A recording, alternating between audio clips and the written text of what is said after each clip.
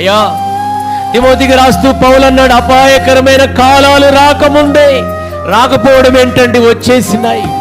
ప్రేమలు లేవు, ఆప్యాయతలు లేవు, అనురాగాలు లేవు, జీవితం అంత అంధకారమైంది, మానవ జీవితం ఛిద్రమైంది.